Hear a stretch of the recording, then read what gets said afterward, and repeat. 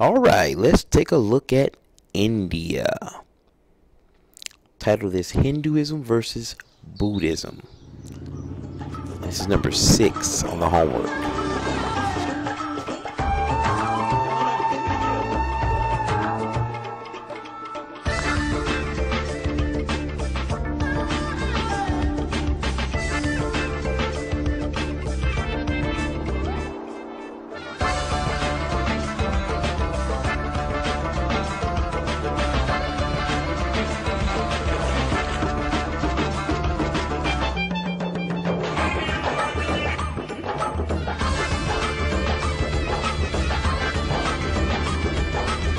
बहुत अच्छा.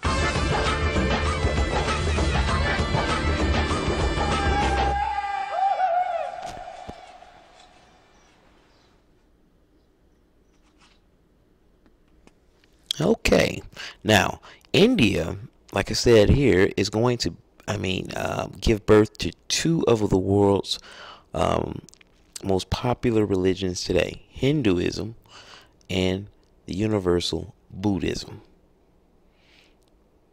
Okay, now before we get into the religions, let's take a look at the geography. All right, everything is going to begin here along the Indus Valley, right in here. Okay, the great cities are going to Mohenjo-daro, all right, and Harappa are going to take off right along here. All right, today this would be Pakistan. Wouldn't even be India, it'd be Pakistan. All right. Now, seasonal monsoons, which are just basically heavy rains. Now, this is going to be important. Make sure you get this. They felt that they were protected by the Hindu and Himalaya mountains. All right, these mountains, if you look at it, it's a pretty thick range of mountains hugging around that corner there. Now, because of these mountains, they felt like no one, just like the Egyptians were protected by the desert, they felt like no one would cross these mountains. All right. So for the most part, the early civilization, they didn't build an army as far as we can tell. All right. But they were probably the most advanced civilization. No, they were the most advanced civilization. Far more advanced than Egypt or Mesopotamia. Look at these cities that they built. These cities were planned and built by engineers, true engineers. Not only that, they had sewage systems. Sewage systems. All right. You could use the bathroom in the morning in your house. All right. And release everything. And they have these drains that flowed as in clean water was brought into the house, and your waste was taken out of the house into these lines here down towards the river. Totally genius. So if they were so smart, what happened to them? Honestly, just like their writing system, which we cannot decipher today, we have no idea. That is IDK. Still to this day, have no idea. Now, we do know this. Around 1900, the Aryans are going to invade this area. All right, around 1900, just before Hammurabi writes his code of laws, the Aryans invade this area. They come down from the Asian steppes, and they're going to invade this area and basically take it over.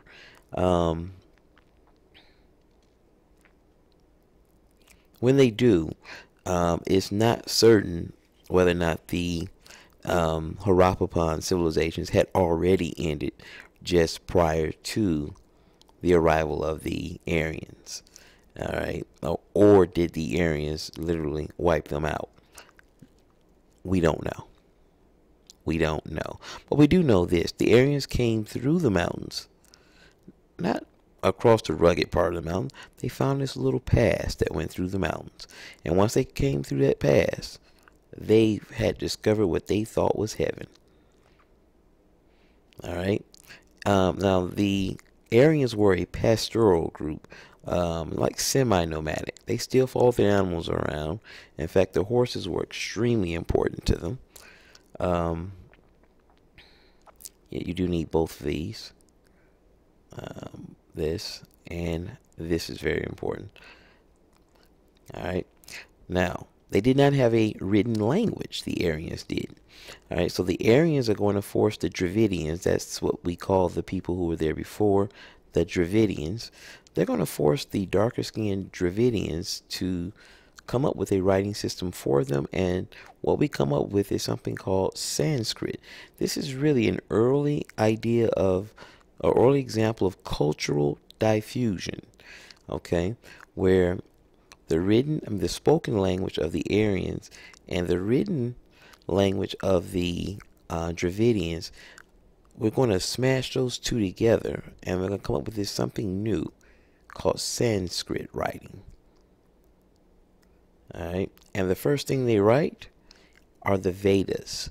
The Vedas are the holy Bible of Hinduism. This is the symbol for Hinduism here. This is the holy Bible of Hinduism. All right. Now, the key thing about the Vedas is written in these poetic terms, and it's kind of hard to understand. And because of that, they wrote another group of writings or essays called the Upanishads. I can never pronounce it. Upanishads. But the key thing about the Upanishads is this. Lays out the ideas of reincarnation, karma, and the ultimate idea, moksha. Moksha is like enlightenment or heaven in Christian terms. Okay, so but it lays out these key ideas that are essence that are extremely important to Hinduism. Now, they have three main gods. Brahma is their main god. Don't confuse that with a Brahmin, okay? A priest. Brahma is their main god. Vishnu is the protector, and this is probably who you have seen quite a bit of. And then, of course, Shiva, the destroyer. Now, many people, you choose among the gods who you want to worship. And notice that, like I said, they have many other gods, thousands of gods.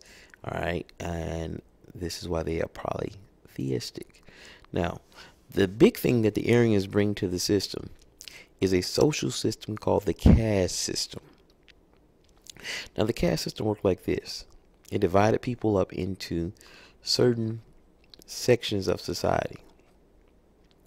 Brahmins, or the priests. Kshitras, the warriors. Vaishyas are going to be the artisans and the merchants. And then Shudras are going to be the folks on the very bottom, the servants and the slaves, the farmers, if you will. Now, but the caste system worked on something called Varna. Write this word down. Varna simply means skin color. All right, skin color. So the lighter you are likely to be a Brahmin or Kshitra, a warrior. The darker you were, you're likely to fall on this end of the spectrum, a Vaishya or definitely a Shudra. All Shudras are going to be dark skinned, just like all Brahmins are going to be light skinned. Okay. In fact, so modern day India is a combination of cultures. That is Dravidian. Notice the Dravidians, they're darker. Okay, quite a bit darker. And the light-skinned Aryans. Okay, now today they all consider themselves Indian. All right, but there are definitely differences.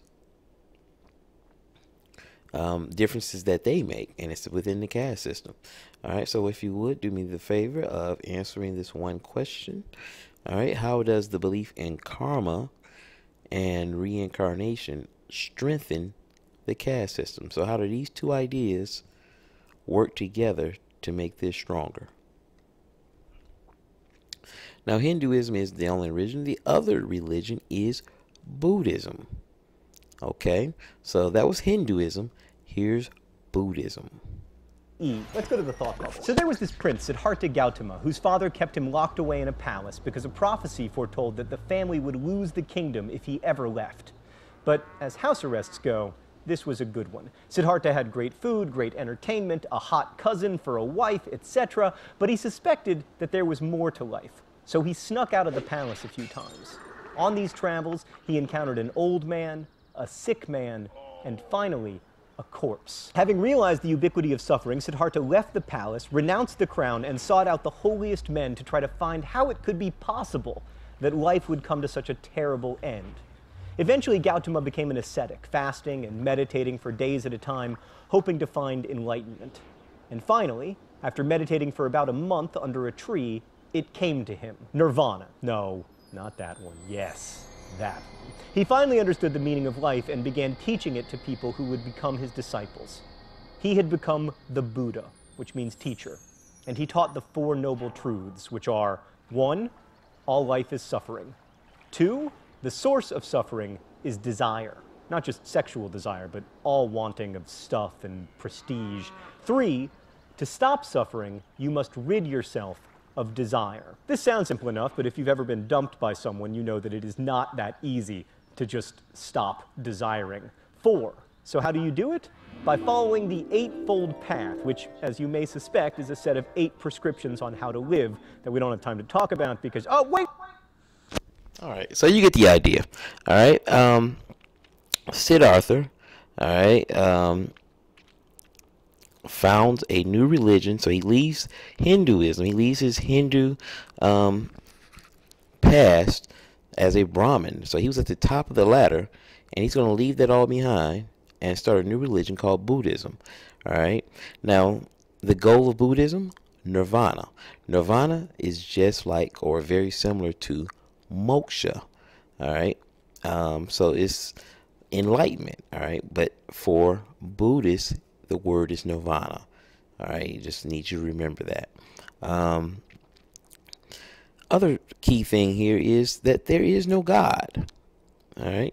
In Buddhism, there's no God. It's all on you. It's an internal religion. Okay. And not only that, there's no caste system to follow. No God, no caste system. No God or caste system. Okay. And this second part, no caste system, is really going to upset a lot of Hinduists. All right. And so this is one of the reasons that Buddhism does not survive in India today. Okay. A little bit more, if you missed it from the video, here are the 4 great truths. Life is suffering. Suffering comes from attachment. In the video, they called it desire. Okay. And basically, if you're able to control your desires, your wants, all right, you get control of that and master your domain. And you do that by following the Eightfold Path, having the right mind, the right thinking, the right speech, the right action. All right. If you do all of that, you reach nirvana. Okay. Now, how does this religion survive? It's going to survive because Indians, for the most part, made their living as tradesmen. All right. Along what became known as the Silk Road. All right. That is roads that came in from China and stretched all the way to Europe and North Africa. The Silk Roads. All right. Now, since Indians were the middlemen, their religion is going to spread via cultural diffusion to this area, China. And this is where Buddhism will thrive. All right. Now, inside of India, it does get absorbed into Hinduism. That is, Buddha, Siddhartha actually becomes later on, he's catapulted to being a god in Hinduism. All right. That brings me to the conclusion of our little session. I got 3 more questions here for a total of 4 questions. Please answer these, and I will see you tomorrow.